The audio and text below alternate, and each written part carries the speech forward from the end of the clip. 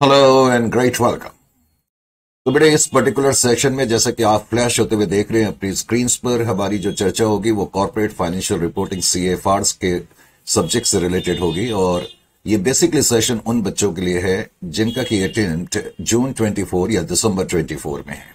Corporate financial reporting को देकर के मैंने अपने पूरे एक्सपीरियंस से देखा है कि बहुत से बच्चों को थोड़ा सा डर सा लगता है। इस सब्जेक्ट को वो परसीव करते हैं बहुत ही ज्यादा ड्रेडेड सब्जेक्ट के रूप में, और जो कि बिल्कुल भी ऐसा नहीं है। बेसिकली हमें पता होना चाहिए कि इस सब्जेक्ट के पैरामीटर्स क्या हैं जिनको कि हमने कंप्लीटली पूरा करना है। किस तरीके से हमारी प्रिपरेशन स्ट्रेटेजी होनी चाहिए, किस तरीके से हमारी तैयारी होनी चाहिए, कौन से वो ऐसे एरियाज हैं इस पर्टिकुलर सब्जेक्ट को लेकर के जिस पे कि हमने ज्यादा फोकस करना है, कौन सा सिग्निफिकेंट टॉपिक्स हैं जिसको हमने ज्यादा स्ट्रेस पे रखना है, फोकस पे रखना है।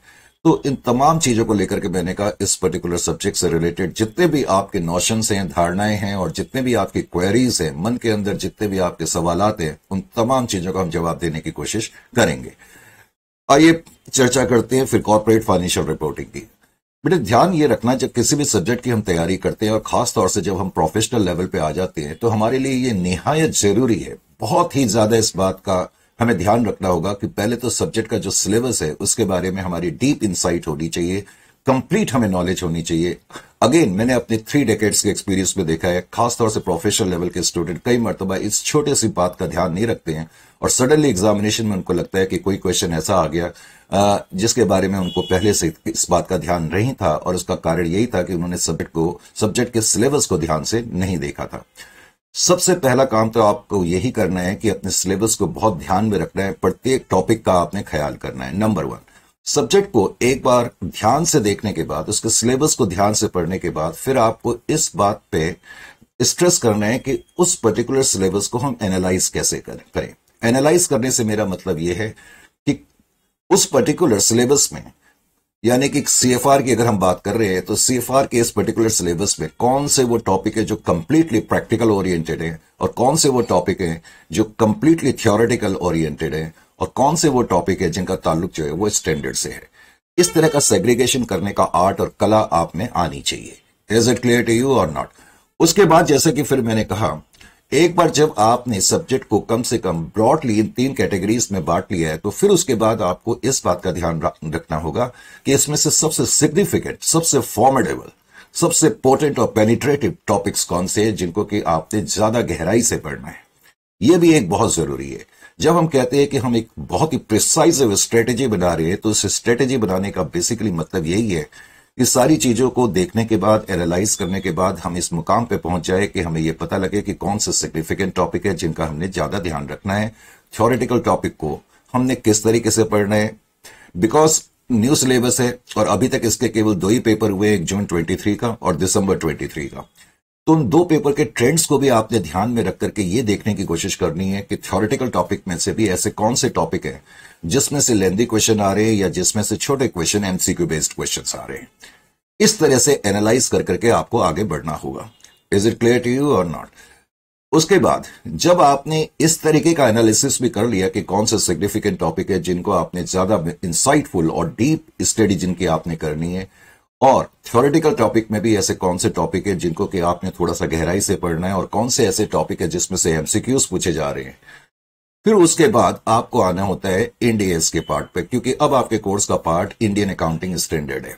अनफॉर्चुनेटली जो इंस्टीट्यूट ने इंडियस के लिए जो पेजेस डिवोट करे हुए अपने मॉड्यूल में, मुझे नहीं लगता कि सिर्फ उन पेजेस को पढ़ करके आप इंडियस की पूरी तैयारी कर सकते हैं। खासतौर से जो हमने पिछले 2 अटेम्प्ट के न्यू सिलेबस के पेपर्स को देखा, जून 23 के और दिसंबर 23 के, तो इंडियस की बहुत फॉर्मिडेबल तैयारी करनी है। एक ऐसी अच्छी रेफरेंस बुक आपके पास होनी चाहिए जिसमें large number of case studies हो, या एक ऐसा मटेरियल आपके पास होना चाहिए जिसमें लार्ज केस स्टडीज हो, प्रत्येक पॉइंट के बारे में बड़ी विस्तृत रूप से जिसमें चर्चा करी गई हो। जितनी ज्यादा केस स्टडीज आप करेंगे स्टैंडर्ड पे उतना कंट्रोल आपका आएगा।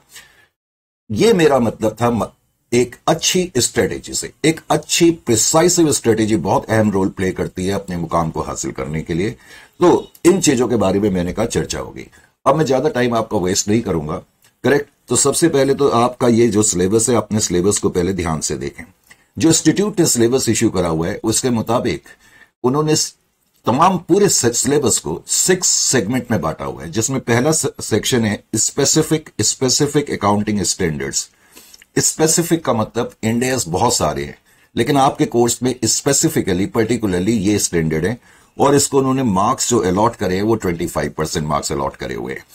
इंडेस के अंदर आपको ये इसमें पढ़ना है, एक तो इंडेस 8, इंडेस 12, इंडेस 16, फिर उसके बाद इंडेस 116, उसके बाद effects of changes in foreign exchange rate, फिर उसके बाद बोरोइंग कॉस्ट है, इंपेयरमेंट ऑफ एसेट है, इंटेंजिबल एसेट है। अब उसके अंदर एक चैप्टर इन्होंने दिया हुआ है शेयर बेस्ड पेमेंट।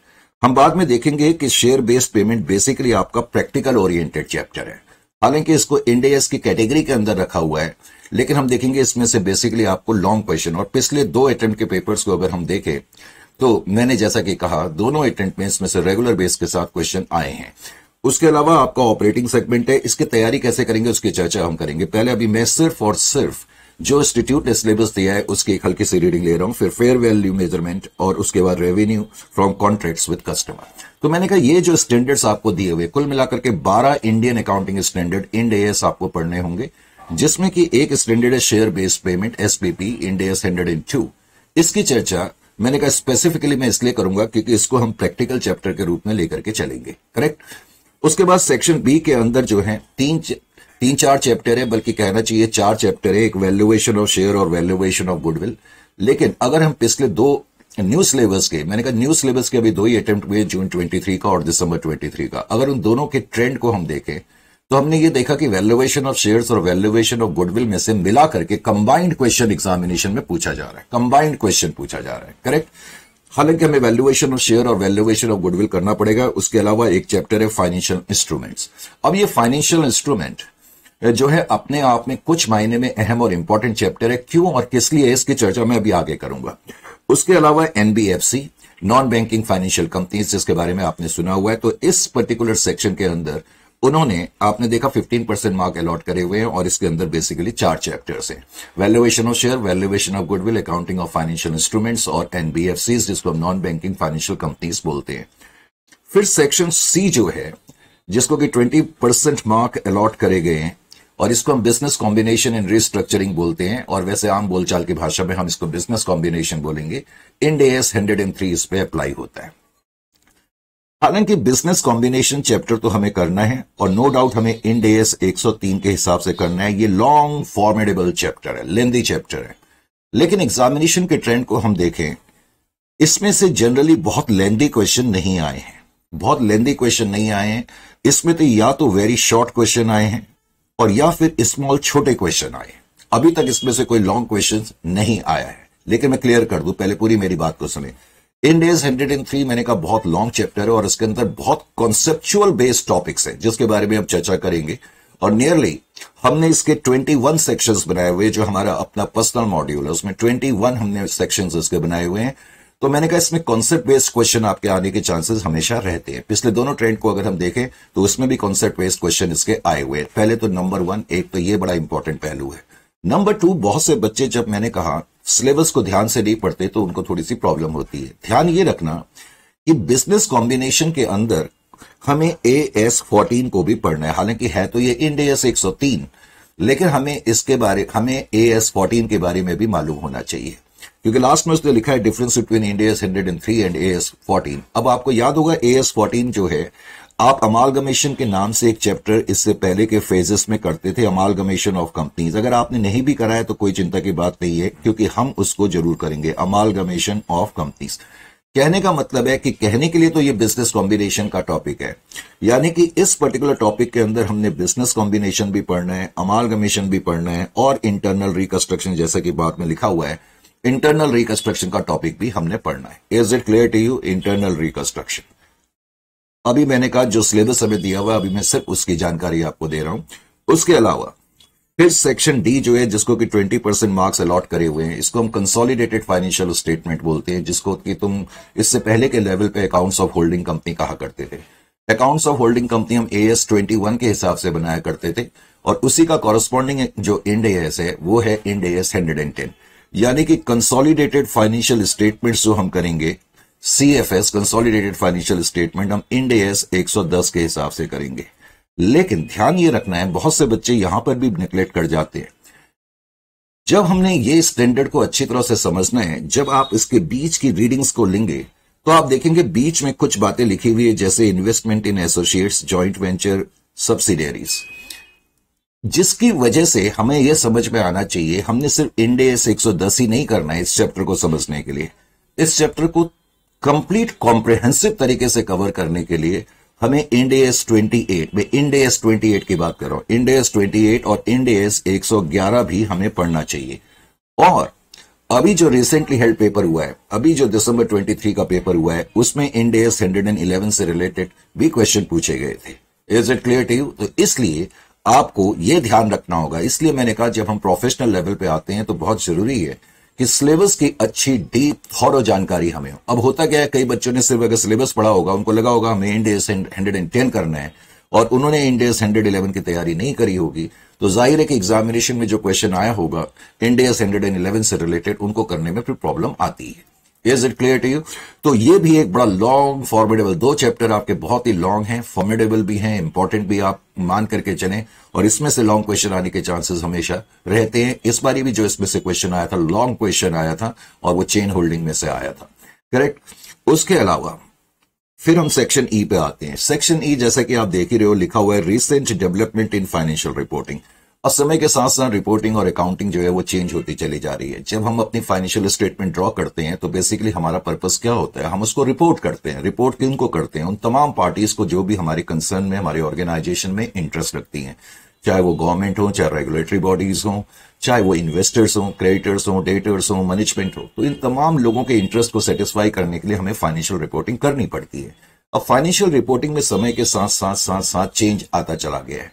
अब एक जमाना था जब किसी कंपनी की परफॉर्मेंस को देखने के लिए मैं सिर्फ और सिर्फ उस कंपनी की एक ही बॉटम लाइन को देखता था। बॉटम लाइन का क्या मतलब है? ऑब्जेक्टिव।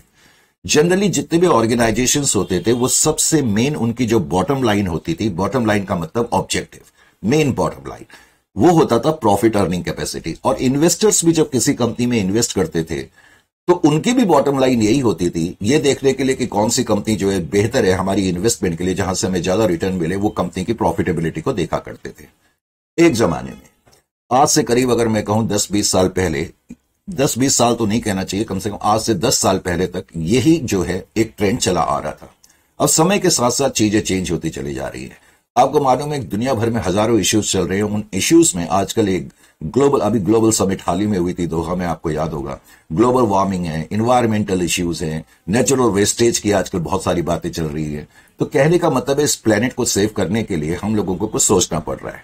यही वजह है कि ऑफ लेट दुनिया भर के जितनी भी रेगुलेटरी बॉडीज है, उन्होंने कंपनीज को किसी तरीके से अब थोड़ा सा फोर्स कर दिया है कि आपकी जो बॉटम लाइन है प्रॉफिट अर्निंग, उसमें आप कुछ और भी ऑब्जेक्टिव ऐड करो। यानी कि सोसाइटी के लिए भी आप थोड़ा सा कुछ कंट्रीब्यूट करें, थोड़ा सा इस प्लेनेट के लिए भी कंट्रीब्यूट करें, इन्वायरमेंट के लिए भी कंट्रीब्यूट करें। बिकॉज समय के साथ साथ ये चीजें चेंज होती चली जा रही हैं, तो अब कंपनी का ऑब्जेक्टिव ऑफ कोर्स प्रॉफिट कमाना तो है ही, उसके अलावा सोसाइटी के लिए किस तरह से वो कुछ कंट्रीब्यूशन कर सकते हो और इन्वायरमेंट को सस्टेन करने के लिए क्या कुछ कर रहे हैं, किस तरीके से कार्बन इमिशन जो है उसको वो कम करने की कोशिश कर रहे हैं, किस तरह से वेस्टेज को कम करने की कोशिश कर रहे हैं, किस तरीके से पॉल्यूशन को कम करने की कोशिश कर रहे हैं, तो उनका कंट्रीब्यूशन क्या है। तो कंपनीज को आजकल अपनी फाइनेंशियल रिपोर्ट्स में, अगर आप बड़ी बड़ी कंपनीज की फाइनेंशियल स्टेटमेंट को, जैसे खासतौर से इंडिया में अगर इन्फोसिस है, टाटा है, अगर इनकी फाइनेंशियल स्टेटमेंट अगर आपने कभी देखी है और नहीं देखी तो मैं जरूर चाहूंगा कि आप जरूर अब ये देखना शुरू कर दें। आप प्रोफेशनल लेवल पे आ गए, आपका लेवल छोटा नहीं है। अब इस बात को पहले आप समझने की कोशिश करें। तो कहने का मतलब यह है, जब आप फाइनेंशियल स्टेटमेंट देखेंगे तो आप ये देखेंगे कि कंपनी अपनी जब फाइनेंशियल स्टेटमेंट बना रही है, जो नॉर्मल जनरल फाइनेंशियल स्टेटमेंट होती है जिसमें पीएनएल के बारे में हम देते हैं, बैलेंस शीट के बारे में बताते हैं, अपनी कैश फ्लो स्टेटमेंट के बारे में बताते हैं, चेंजेस इन इक्विटी के बारे में बताते हैं, अब कंपनी अलग से कुछ रिपोर्ट दे रही है जिसको सस्टेनेबिलिटी रिपोर्ट है, ईएसजी रिपोर्ट है, जिसमें कि कंपनी बताती है कि हमारा सोसाइटी के लिए किस तरीके का कंट्रीब्यूशन है और इन्वायरमेंट के लिए हमने क्या क्या कदम उठाए हुए हैं।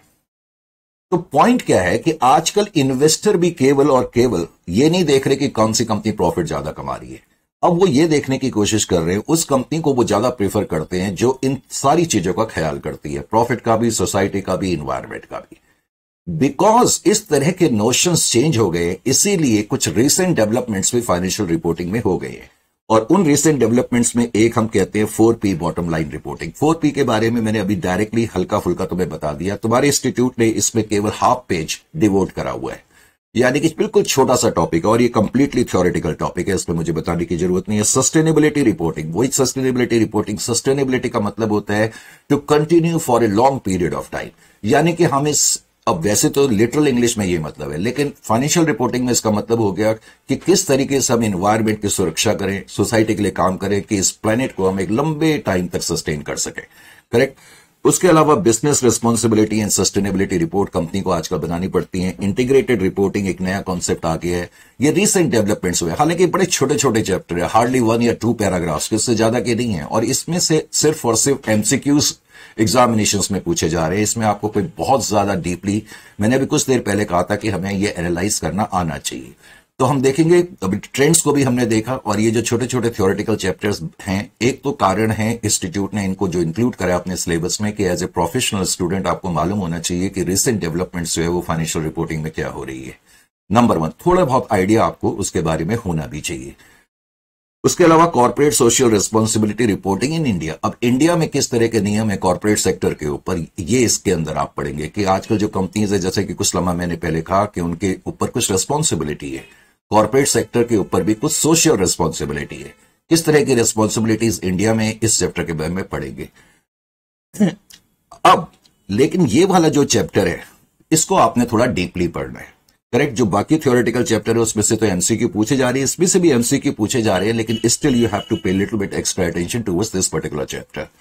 उसके बाद इन्वायरमेंटल सोशल गवर्नेंस ESG, जिसको हम शॉर्ट फॉर्म में बोलते हैं, ये हार्डली वन पेज भी छोड़ो, हाफ पेज मैंने कहा इंस्टीट्यूट ने दिया हुआ है। ऐसी ह्यूमन रिसोर्स रिपोर्टिंग के बारे में, ये सब सोशल इश्यूज से रिलेटेड रिपोर्टिंग्स हैं। करेक्ट। जो मुश्किल से मैंने कहा आधा पेज या 1 पेज का चैप्टर होगा आपका। उसके अलावा इसके अंदर उन्होंने ये 2 चीजें इंक्लूड करी हैं, value added statement and economic value added statement. मैं बताना ये चाहता हूं कि ये थ्योरेटिकल चैप्टर यहां इसके अंदर दिया तो है, लेकिन ये बेसिकली प्रैक्टिकल चैप्टर्स हैं और ये बड़े अहम चैप्टर है। ये दिखने में बड़े सिंपल, बड़े भोले भाले चैप्टर लगते हैं, लेकिन आप दोनों अटेम्प्ट को देखेंगे तो आप देखेंगे कि इन दोनों में से, और खासतौर से रिसेंट अटेम्प्ट में वैल्यू एडेड का क्वेश्चन आया था, उससे पहले का जो अटेम्प्ट था जून 23 का न्यू सिलेबस का, उसमें जो है मार्केट वैल्यू एडेड का क्वेश्चन आ गया था। तो ये दोनों को भी हम प्रैक्टिकल पार्ट में इंक्लूड करेंगे। उसके अलावा रिपोर्टिंग थ्रू XBRL है, जिसको हम बोलते हैं extensible business reporting language. Correct. और उसके अलावा एक है क्वार्टरली अर्निंग मैनेजमेंट। यानी कि ये जो चैप्टर्स मैंने लिखे मोस्टली ये थ्योरेटिकल है, पर इसमें से value added, economic value added या मार्केट वैल्यू एडेड, ये तो हम प्रैक्टिकल में इंक्लूड करेंगे। बाकी ये क्वार्टरली और ये बाकी जितने भी मैंने टिक मार्क करे हुए हैं, करेक्ट, जो खास तौर से आपको अपनी लेफ्ट साइड पर नजर आ रहे हैं, तो ये आप प्योरली थ्योरेटिकल एंगल से पढ़ेंगे, लेकिन इसमें आपका ज्यादा टाइम डिवोट करने की आपको जरूरत नहीं है। आपने कर्सरी रीडिंग्स इनकी लेनी है, हालांकि हमने एक एक चीज बहुत ही तरीके से कवर करी हुई है, और मैंने कहा इसमें आपके बेसिकली MCQ बेस्ड क्वेश्चन आएंगे। करेक्ट। लेकिन मैंने यह भी कहा कि इन थ्योरेटिकल सॉर्ट ऑफ चैप्टर में कॉर्पोरेट सोशल रिस्पॉन्सिबिलिटी को आपने थोड़ा सा ज्यादा अहमियत देनी है। उसके अलावा फिर एक सेक्शन F रखा है, government accounting. Government accounting in India 10% का है, और ये चैप्टर भी थ्योरेटिकल है। इसमें से भी MCQ बेस्ड क्वेश्चन ही आए हैं, लेकिन उन MCQ बेस्ड क्वेश्चन का आंसर देने के लिए इसको आपको थोड़ा सा डीपली पढ़ना पड़ेगा। ये तो था जो इंस्टीट्यूट ने, मैंने कहा, सिलेबस इश्यू करा हुआ है। अब हमने सिलेबस की भरपूर डीप जानकारी ले ली है, एटलीस्ट हम वाकिफ है इस चीज से कि जो सिलेबस है उसमें टॉपिक क्या क्या है। फिर मैंने कहा उसके बाद हमें क्या करना होता है, हम इसको एनालाइज करते हैं। इनमें से जो कि मैंने अभी अपने डिस्कशन में आपको बताया, इसमें से कौन से प्रैक्टिकल है, कौन से थ्योरेटिकल हैं। करेक्ट। आइए जी, सबसे पहले तो अब ये जो है सेक्शन 1, यहां पर ये थोड़ा सा मिसप्रिंट हो गया है, इसको आप ना देखें, ठीक है। अब ये जो लोग हमारा कोर्स सब्सक्राइब करेंगे, जाहिर है कि उनको हम 3 ई-बुक भेजेंगे और एक हार्ड कॉपी भी भेजेंगे। हार्ड कॉपी जो होगी वो इन तीनों वॉल्यूम का कॉम्बिनेशन भी होगी। ये मेरी बुक है, कॉर्पोरेट फाइनेंशियल रिपोर्टिंग। करेक्ट। ये कॉर्पोरेट फाइनेंशियल रिपोर्टिंग, इसके अंदर 4 सेक्शंस है। बल्कि कई बच्चे पूछते हैं सर कितनी बुक भेजेंगे, कुछ भेजेंगे, तो अलग अलग कर करके भेजने की बजाय ये बुक जो है ये commercial law house publishers India private limited ने पब्लिश करी है। अमेजन पे भी अवेलेबल है, मेक माई डिलीवरी पे भी अवेलेबल है, दुनिया भर की साइट्स पे ये बुक अवेलेबल है। बहुत ही अच्छी किताब में ये, अब मेरी बुक है तो मैं नहीं बोलूंगा, लेकिन ये बहुत ही अच्छा मटेरियल और मेहनत से करा गया मटेरियल है। तो इस मटेरियल के अंदर ही मैंने कहा ये सारी चीजें मौजूद है जो मैं आपको बता रहा हूं। तो एक तो हम हार्ड कॉपी आपको भेजते ही हैं जो भी हमारा कोर्स सब्सक्राइब करेंगे। अब मैंने कहा कि जब हम आपके सिलेबस को एनालाइज कर रहे हैं तो अब उसमें से कुछ तो प्रैक्टिकल चैप्टर है। तो हमारा जो पहला वॉल्यूम है, पेपर 18 लेटेस्ट एडिशन मैंने लिखा है कॉर्पोरेट फाइनेंशियल रिपोर्टिंग, ये जो है हम ई बुक के रूप में आपको भेजते हैं और उसके अलावा हार्ड कॉपी भी हम हर स्टूडेंट को देते हैं। अब इसके अंदर मैंने लिखा हुआ है concept dossier plus illustrated question vault, correct. अगर आपको एक सेकंड का टाइम दें, माउस थोड़ा सा इधर उधर फिजिक्स से आता है तो प्रॉब्लम होती है। लीजिए जी, इसमें मैंने लिखा हुआ है concept dossier plus illustrated question vault. सबसे डीप पेनिट्रेटिव और वाइडेस्ट कवरेज हमने आपको दी है। अब आप अपने सीनियर से इस बारे में पूछ सकते हैं, लेकिन फिलहाल अभी मेरा इरादा मेन चीज क्वेश्चन इस पर्टिकुलर सब्जेक्ट की तैयारी से रिलेटेड है। मैंने कहा एक बार सब्जेक्ट को हमने एनालाइज कर लिया तो उसके बाद अब हमको ये देखना होता है कि इसमें से प्रैक्टिकल चैप्टर्स कौन से हैं, और जो हमारा पहला वॉल्यूम होगा वो प्रैक्टिकल चैप्टर से ही रिलेटेड है।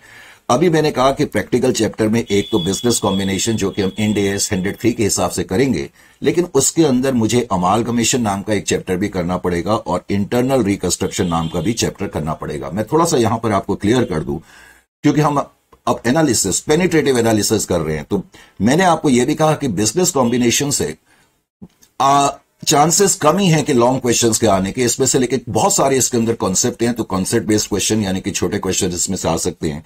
लेकिन देखने में यह आ रहा है कि अमालगमेशन और इंटरनल रिकंस्ट्रक्शन से पिछले दोनों अटेम्प्ट में लॉन्ग क्वेश्चंस इसमें से आए हुए हैं। तो इन चैप्टर्स को आपने नेग्लेक्ट नहीं करना है, बहुत ध्यान इसका रखना है। कंसोलिडेशन मैंने बताया अपने आप में बहुत लॉन्ग फॉर्मिडेबल चैप्टर है और डेफिनेटली इसमें से लॉन्ग क्वेश्चन आना ही आना होता है। जब हम इस चैप्टर को करेंगे इसके साथ साथ हमने इंड AS 111 भी करना है और इंड AS 28 भी करना है, ये भी ध्यान रखना है। अब आप बोलोगे सर कोर्स में तो लिखा ही नहीं है इंड AS 111 एंड 28, ऐसा नहीं है, क्योंकि जब हम इस चैप्टर को करेंगे तो इस चैप्टर को कॉम्प्रिहेंसिव तरीके से तभी कवर करा जा सकता है अगर हमने इन इंड AS को भी कराया। और जैसा कि मैंने बताया इंड AS 111 से रिसेंटली हेल्ड एग्जामिनेशन जो कि दिसंबर 23 का था, उसमें से क्वेश्चन भी आए थे। नियर अबाउट हमने इसमें 60 से 70 क्वेश्चन कवर करे हुए हैं और इन क्लास क्वेश्चन हम कराते हैं। उसके अलावा शेयर बेस्ड पेमेंट का जहां तक सवाल है, share based payment Ind AS 102 आपने देखा इंस्टीट्यूट ने इसको इंड AS के उसमें रखा था, हमने इसको प्रैक्टिकल चैप्टर के दायरे में रखा हुआ है। इसमें से डेफिनेटली एक क्वेश्चन आता है, पिछले दोनों अटेम्प्ट में इसमें से क्वेश्चन था, दोनों अटेम्प्ट में लॉन्ग क्वेश्चन था, तो ये आपको ध्यान रखना है। शेयर बेस्ड पेमेंट पे भी आपको जो है बहुत डीप और इंसाइटफुल स्टडी करनी है। ये तीनों chapter business combination, consolidation, share based payment, उसके अलावा अमालगमेशन और इंटरनल रिकंस्ट्रक्शन हाईली इंपॉर्टेंट है। और इवन वैल्यूएशन ऑफ गुडविल और वैल्यूएशन ऑफ शेयर्स, हालांकि ये उस हिसाब से उतने लंबे चैप्टर नहीं है और अच्छी बात है कि इन चैप्टर्स के बारे में थोड़ा सा आपने इससे पहले के लेवल पे पढ़ा भी होता है। वैल्यूएशन ऑफ गुडविल और वैल्यूएशन ऑफ शेयर में से मैंने कहा कंबाइन कर करके एग्जामिनेशन में क्वेश्चन आ रहा है, पिछले दोनों अटेम्प्ट में इसमें से भी क्वेश्चन थे। तो बहुत ही ज्यादा आपने इनको अपने फोकस पे रखना है। ये मोस्ट इंपॉर्टेंट सब्जेक्ट की श्रेणी में, मोस्ट इंपॉर्टेंट टॉपिक्स की मैंने कहा कैटेगरी में इंक्लूड होंगे। उसके अलावा NBFC है, नॉन बैंकिंग फाइनेंशियल कंपनी, ये एक छोटा चैप्टर है, इसमें आपको ज्यादा ध्यान प्रोविजनिंग से रिलेटेड क्वेश्चंस पर रखना होगा, छोटे क्वेश्चन इसमें से पूछे जा सकते हैं। फाइनेंशियल इंस्ट्रूमेंट वैसे तो बहुत अहम टॉपिक है, to be very honest with you. इसमें इंड AS 109, इंड AS 107 और इंड AS 32 अप्लाई होते हैं, लेकिन तुम्हारे इंस्टीट्यूट ने सिर्फ फाइनेंशियल इंस्ट्रूमेंट दिया हुआ है। तो फाइनेंशियल इंस्ट्रूमेंट के अंदर जो टॉपिक अभी तक तुमसे पूछे गए थे वो कुछ MCQs पूछे गए थे क्लासिफिकेशन से रिलेटेड, लेकिन अभी जो रिसेंटली हेल्ड क्वेश्चन हुआ है उसमें आपसे डेप्थ का कंपाउंड फाइनेंशियल इंस्ट्रूमेंट से रिलेटेड एक क्वेश्चन पूछा गया था, हालांकि कोई बहुत टफ क्वेश्चन नहीं था। उसके अलावा वैल्यू एडेड जो है आने वाले टाइम में मुझे लगता है ये one of the important chapter में से एक चैप्टर होगा। कहने के लिए ये सिंपल चैप्टर लगता है, लेकिन इसके अंदर बहुत टफ क्वेश्चंस भी इंक्लूडेड हैं। उसके अलावा economic value added and market value added, ये छोटे छोटे चैप्टर हैं, लेकिन इसमें से भी स्ट्रॉन्ग क्वेश्चन एग्जामिनेशन में आ रहे हैं। मैंने अभी कहा कि इस साल भी वैल्यू एडेड में से क्वेश्चन था और इससे पिछला जो अटेम्प्ट था उसमें मार्केट वैल्यू एडेड से क्वेश्चन था। आपने नेग्लेक्ट कुछ नहीं करना है। बहुत से बच्चे ये कहते हैं सर कौन सा चैप्टर है जो हम छोड़ सकते हैं। अगर आपने इस फीलिंग के साथ करना है प्रोफेशनल लेवल का कोर्स, तो आई एम वेरी डाउटफुल कि this is the way round to achieve your target. ऐसा नहीं हो सकता। आपने डीप स्टडी करनी है, पेनिट्रेटिव स्टडी करनी है, इंसाइटफुल स्टडी करनी है। और खासतौर से जो आपका पहला क्वेश्चन है, जो कि 30 मार्क्स जिसमें लुटे लुटाए हैं, 15 एमसीक्यूज पूछे जाते हैं, 2 मार्क का एक एमसीक्यू है, और डेफिनेटली आप उसको 30 मार्क्स बड़े आसानी से कवर कर सकते हैं, प्रोवाइडेड आपने जो है वो थॉरो स्टडी करी हो। तो ये तो हमारी ई बुक का पहला पार्ट है, वॉल्यूम 1, कॉर्पोरेट फाइनेंशियल रिपोर्टिंग, जिसके अंदर मैंने कहा concept dossier plus illustrated question vault है। उसके अलावा फिर हम आपके इस पूरे सिलेबस को एक तो हमने प्रैक्टिकल पार्ट में डिवाइड करा, उसके बाद फिर हम इसको थ्योरेटिकल पार्ट में डिवाइड कर सकते हैं, और ये हमारी ई बुक दूसरी होगी जिसका कि वॉल्यूम 2 है। मैंने कहा इसके अलावा हम आपको हार्ड कॉपी भी भेजते हैं, हार्ड कॉपी में ये तीनों वॉल्यूम कंबाइन होंगे। Is it clear to you?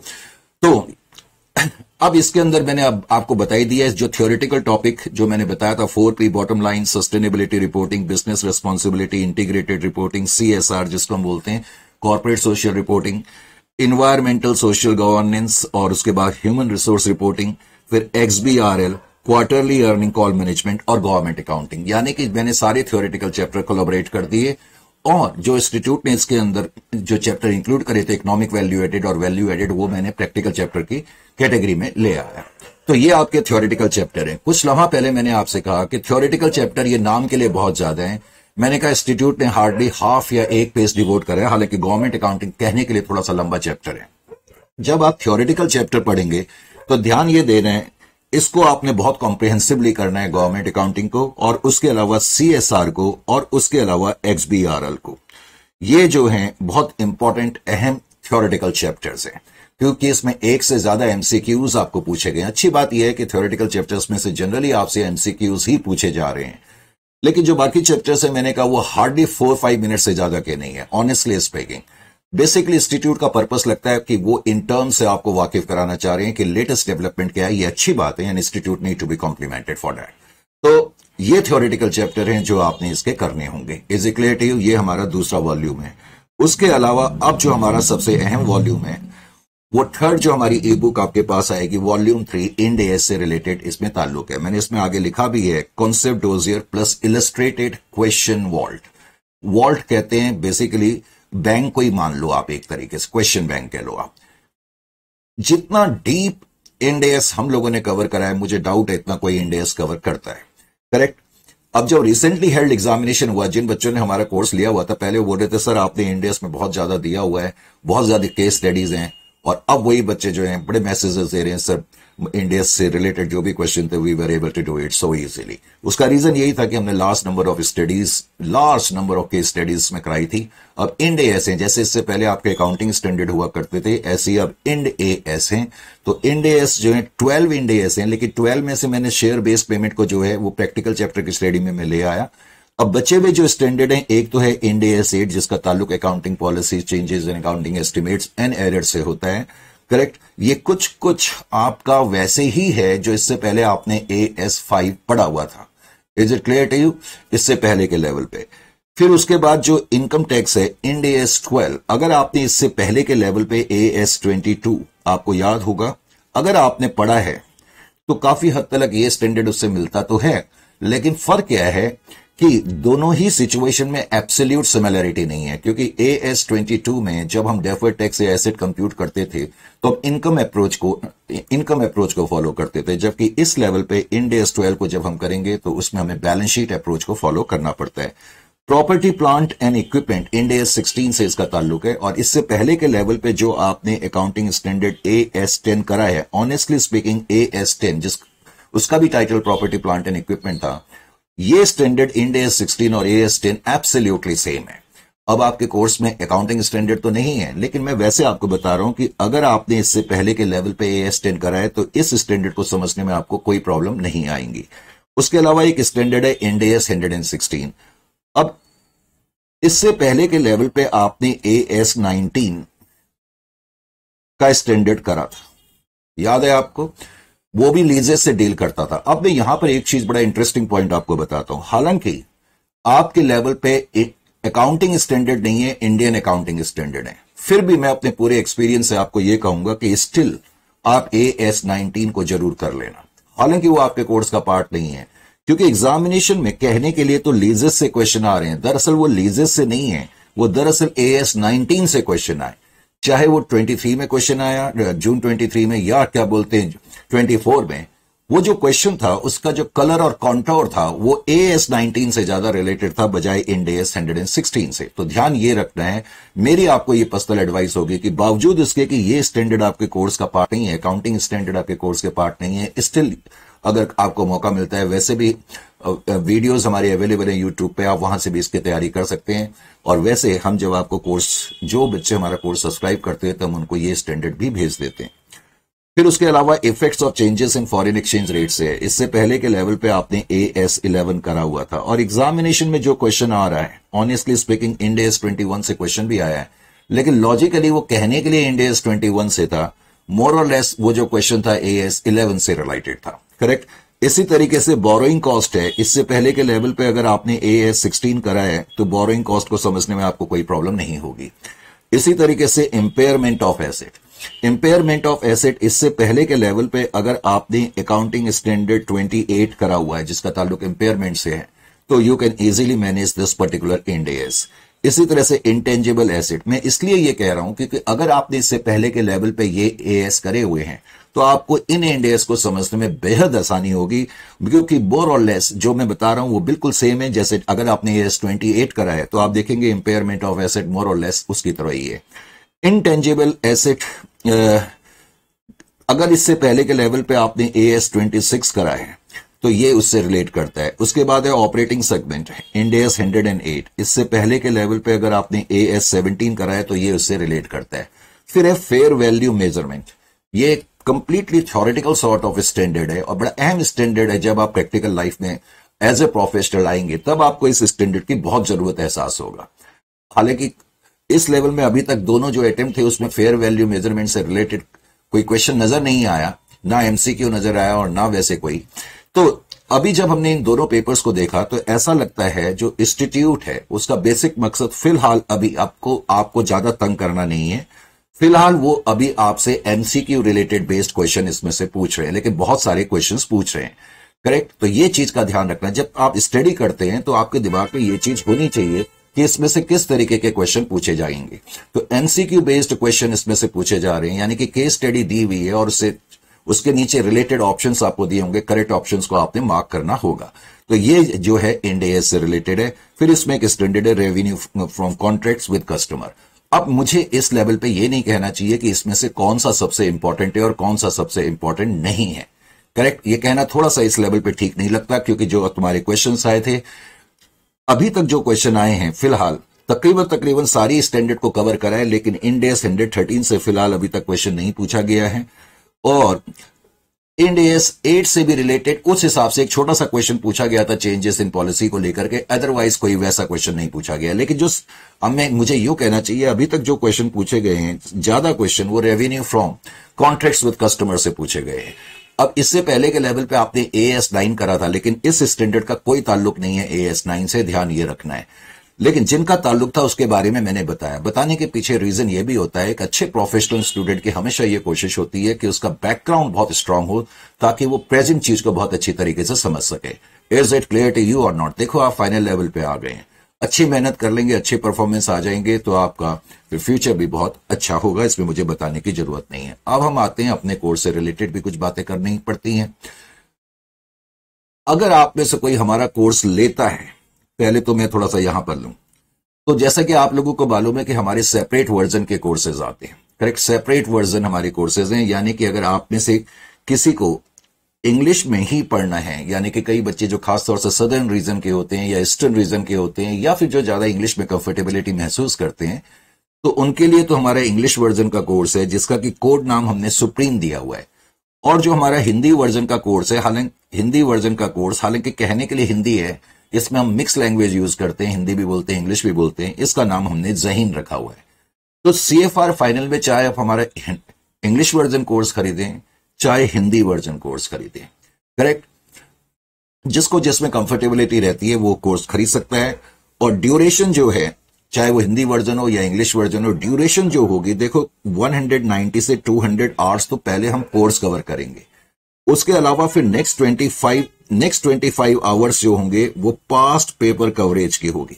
यानी कि पास्ट में जो अब न्यू सिलेबस से रिलेटेड तो अभी 2 ही अटेम्प्ट के क्वेश्चन आए हैं, तो आप बोलोगे सर सिर्फ 2 अटेम्प्ट के पेपर के लिए 25 आवर्स नहीं। जब हम पास्ट अटेम्प्ट की बात कर रहे हैं तो पास्ट अटेम्प्ट के भले ही हम क्वेश्चन करें लेकिन उनको नए सिलेबस के पैरामीटर्स के हिसाब से करेंगे। पॉइंट यहां पर ये है। और इसमें हम कुछ मॉडल क्वेश्चन पेपर्स भी करेंगे और उसके अलावा नेक्स्ट 25 आवर्स हैं रिविजनरी एंड एमसीक्यू सेशन के।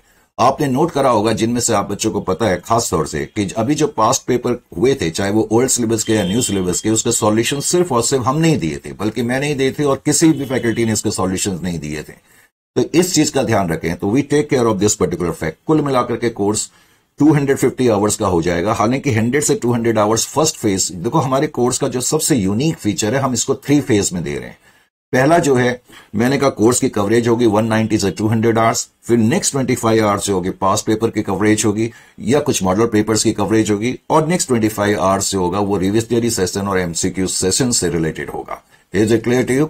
तो यही जो फीचर्स हैं ये दोनों के लिए हैं, सेम चीजें फीचर्स, करेक्ट, चाहे हिंदी वर्जन कोर्स लें चाहे इंग्लिश वर्जन कोर्स लें। तो अब मैं आता हूं थोड़ा सा इस पॉइंट पर। तो मैंने जैसा कि कहा कि जो हमारा कोर्स है उसकी जो सबसे अहम बात है वो है 3 फेज कवरेज। जैसे मैंने कहा पहले तो कवरेज ऑफ मॉड्यूल। मॉड्यूल के कवरेज का मतलब है जो हमने आपको ये 3 बुक्स भेजनी है, और जब हम अपनी ये 3 बुक्स आपकी भेजेंगे तो ऑफकोर्स आपका मॉड्यूल ऑटोमेटिकली उसमें कवर हो जाएगा। मॉड्यूल का छोटे से छोटा बड़े से बड़ा क्वेश्चन उसमें इंक्लूड है, इसलिए आपको अलग से किसी भी मटेरियल को करने की जरूरत नहीं है। यू कैन ट्रस्ट अपॉन मी। उसके अलावा पास्ट ईयर क्वेश्चन पेपर्स, ये दूसरा फेज होगा, और तीसरा होगा रिविजनरी सेशन। 3 फेज में हमने कोर्स को कवर करना है। और अब ज्यादा बातें मुझे बोलने की जरूरत नहीं है, मोस्टली सभी लोग लिखते हैं जैसे systematic sequence and well framed module. और मॉड्यूल को बनाने में बेटा हमने बहुत मेहनत करी है। आपको मालूम है जब आप एक एस्टेब्लिश्ड पब्लिशर से अपनी बुक पब्लिश करते हैं तो पब्लिशर यूं ही आपकी बुक पब्लिश नहीं करता, करेक्ट।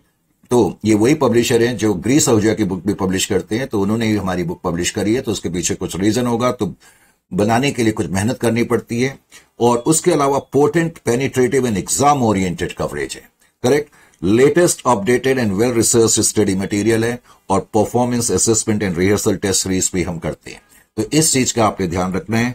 कई बच्चे फिर क्वेश्चन पूछ लेते हैं, do we need to institute module also? Answer तो होना चाहिए यस, मॉड्यूल जरूर करना चाहिए जो आपके इंस्टीट्यूट का है। लेकिन अगर आपके पास कोई ऐसा मटेरियल है जिसमें कि मॉड्यूल की सारी चीजें कवर है, तो फिर आप उसको ना भी करें तो कोई प्रॉब्लम की बात नहीं। जैसे कि मैंने पहले कहा, जो हमने मटेरियल दिया हुआ है इसमें मॉड्यूल का एक एक पहलू हमने कवरेज करा हुआ है। उसके अलावा हमने बहुत सारी चीजें उसमें डाली हुई हैं। आपने देखा कि 3 वॉल्यूम्स में क्या बोलते हैं कंप्लीट स्टडी मटेरियल हम आपको दे रहे हैं। उसके अलावा एक और मॉड्यूल आपके पास आएगा 4 मॉड्यूल में। एक हमने और बना दिया है एमसीक्यू मॉड्यूल, करेक्ट। तो 4 मॉड्यूल में आपके पास क्वेश्चन आएगा। हाउ टू रिवाइज, कई बार बच्चे पूछते हैं। वैसे तो आप क्या रिवाइज करेंगे, हम ही रिवाइज करेंगे, लेकिन आप अपनी तरफ से कम इतना एफर्ट कर लेना कि पास 2 अटेम्प्ट के पेपर्स करना और 2 मॉक टेस्ट पेपर। अब बहुत से बच्चों की एक आदत मैंने क्या देखी, बेटे ध्यान ये रखना है जो आपका प्रेजेंट इस समय सिचुएशन है उसको देखते हुए आप पिछले 2 अटेम्प्ट से ज्यादा के पेपर मत करना, otherwise you will get confused, correct. 2 mock test paper of the institute भी आपने करने होंगे, जो रिसेंटली इंस्टीट्यूट जो है अपलोड करता है एग्जामिनेशन से 1-2 महीने पहले, नंबर 1। उसके अलावा फिर जो YouTube पे हमारी रिविजनरी सीरीज चलती रहेगी, पास पेपर सीरीज चलती रहेगी, and we will keep in touch with you as we did, correct. तो जैसा कि हमने हमेशा करा है वही चीज हम इस बार भी करेंगे, तो उसकी आपको बिल्कुल चिंता करने की जरूरत नहीं। सिर्फ बच्चे कई बार पूछते हैं व्हाट अबाउट डाउट्स, ये मेरी एश्योरेंस है। अब मुझे कहते हुए अच्छा तो नहीं लगता, but I have got largest number of CFR student, क्योंकि मेरा इंग्लिश वर्जन भी है और हिंदी वर्जन भी है। Combinedly I have got the largest number of students in India as far as CFR is concern. उसके बावजूद भी मेरे पास hardly, you believe it or not, hardly 1 या 2 पूरे 6 मंथ्स में हार्डली 1 या 2 क्वेरीज आती हैं, और वो भी बेसिकली कंटेंट इश्यू से रिलेटेड नहीं आती। खैर एनीवे, यानी कि हमने कोर्स इस तरह से डेवलप करा हुआ, I can assure you that never ever at any particular point of time आपको किसी तरह की कोई डिफिकल्टी या दिक्कत आएंगी। एनीवे, ये है माध्यम है जिससे आप हमसे जुड़ सकते हैं। वैसे तो आपके लेवल पे ऐसी कोई अमेंडमेंट वगैरह आती नहीं है, अगर आएगी तो उस सबसे पहले आपने क्या करना है कि इन दोनों चैनल को सब्सक्राइब कर लेना है। संजय वेल्किंस और CMA वर्चुअल प्लेनेट दोनों मेरी चैनल्स हैं, इसलिए घबराने की बात नहीं है। और करेक्ट, और ये मेरा टेलीग्राम चैनल है। और कई बच्चे क्वेश्चन पूछते रहते हैं, एक अलग से भी क्वेश्चन पूछ लेते हैं, सर हाउ टू प्रिपेयर। अभी मैंने कहा कि MCQ का हमने सेगमेंट ही बनाया हुआ है। जिन लोगों ने हमारा कोर्स खरीदा था उनको मालूम है, ये बुक में देखो, ये मैंने कहा ये जो बुक है इसमें 4 सेगमेंट्स हैं, करेक्ट। प्रैक्टिकल चैप्टर्स भी हैं, इसमें थ्योरेटिकल अलग सेक्शन है, डिवीजन 2 जिसको हमने बोला है, डिवीजन 3 में इंड एएस है, और डिवीजन 4 में आपके ऑब्जेक्टिव टाइप क्वेश्चंस, ये लास्ट में ऑब्जेक्टिव टाइप क्वेश्चंस, पता नहीं आपके स्क्रीन पे आ पा रहे हैं कि नहीं आ पा रहे। तो ये जो है बुक इस तरीके से बनाई गई है, और बाकी ई बुक्स मैंने कहा हमने आपको भेजनी होती है, और हार्ड बुक भी हम जरूर भेजेंगे। तो ये कुछ कोर्स से रिलेटेड चर्चा थी, और ये मैंने आपको कोर्स की ड्यूरेशन वगैरह के बारे में बताई। जो आप में से फाइनल लेवल के स्टूडेंट हैं, इंग्लिश वर्जन का कोर्स खरीदें या हिंदी वर्जन का कोर्स खरीदें, जो भी जिसमें भी आपको आसानी और सहूलियत महसूस होती है उस कोर्स को आप जाएं। उसके अलावा अब अगला पॉइंट ये भी आता है, कई बच्चों के मैसेजेस ये आ रहे थे, सर थोड़ा सा कंफ्यूजन होती है, आपके कोर्स कई जगह पर हम देखते हैं और ये साइट्स कई जगह आपकी फोटोग्राफ लगा के रहती हैं, तो हमें पता नहीं रहता। अब मैं यहां पर सब बच्चों को एक एडवाइस करना चाहता हूं। देखें, we are responsible only if you are going to buy the course from our site only. ये ध्यान रखना है, क्योंकि जो 3 फेज कोर्स है और लेटेस्ट अपडेटेड मटेरियल है, ये सिर्फ और सिर्फ हमारी साइट आपको देगी। वैसे तो साइट का हमारा नाम है www.sanjaywelkinsofficial.com, करेक्ट, लेकिन अभी उसमें से थोड़ा सा आजकल पिछले कुछ दिनों प्रॉब्लम चल रही थी, एक आध वीक में वो अभी सॉर्ट आउट हो जाएगी। अब अगर आपने कोर्स खरीदना है तो कोर्स खरीदने के लिए ये हमारा हेल्प डेस्क नंबर है, इसको अच्छी तरह से नोट कर लें। इत्तफाकन कभी ऐसा होता है कि जब आप कॉल करते हैं तो स्टाफ पिकअप नहीं कर पाता, तो आपने कुछ नहीं करना है, सिर्फ व्हाट्सएप में अपनी रिक्वेस्ट छोड़ देनी है कि we are interested in buying the course and this is our number, kindly actually call back. आपके पास कॉल आ जाएगी, करेक्ट। और मैंने कहा क्या बोलते हैं, या फिर आप सीधा इस मेल पर भी कांटेक्ट कर सकते हैं, अपनी रिक्वेस्ट मेल पर भी छोड़ सकते हैं। एक हमारा ऐप है, उस ऐप को भी आप डाउनलोड कर लें, तो ये आपके लिए चीजें जो हैं काफी बेहतर साबित होंगी। And I can give you, we are going to give you the best possible coverage of the course. और मुझे अब बताने की जरूरत नहीं, आप यूट्यूब में जाएंगे, पास्ट सीरीज के अंदर आप कमेंट्स वगैरह पढ़ेंगे तो आपको खुद एहसास हो जाएगा कि हम ऐसा क्यों कह रहे हैं। बाकी मुझे आगे बताते हुए अच्छा नहीं लगता, बच्चे ही एक दूसरे से बात करते हैं तो अच्छा लगता है, लेकिन ये कुछ रिव्यूज बच्चों के हैं, आप चाहें तो इनको देख सकते हैं। राहुल कुमार है, लिखते हैं अब बेस्ट टीचर फॉर CFR। इसी तरह से अमित कुमार वर्मा कहते हैं कि व्हाट कैन आई से, आई एम स्पीचलेस। तो कहने का मतलब इस तरह के ये बच्चों के रिव्यूज वगैरह जो आपके पास पहुंच जाएंगे जब आप कोर्स लेते हैं, तो आप भी इन रिव्यूज वगैरह को पढ़ सकते हैं, और ये ऑथेंटिक रिव्यूज हैं, कोई ऐसे नहीं बनाए गए हैं। तो CFR के बारे में मैंने यही चर्चा करनी थी। तो आपने देखा कि अगर हम किसी भी चीज के जो पैरामीटर्स हैं उनको अच्छी तरह से देख लें, परख लें, करेक्ट, उनको अच्छी तरह से समझ लें, तो काफी चीजें जो है वो हमारे लिए आसान हो जाती हैं। उम्मीद है कि ये सेशन आपको पसंद आया होगा और इस सेशन से कुछ माइलेज एटलीस्ट आपको मिला होगा। तो ठीक है, फिर अब मैं आपसे, टाइम आ गया, I should take leave of you. So this was the session, this was the thing which I just wanted to discuss with each one of you. Okay then, so take leave of you and have a good night now, क्योंकि already अब शाम काफी गहरी यहां पर हो चुकी है। It's fine then.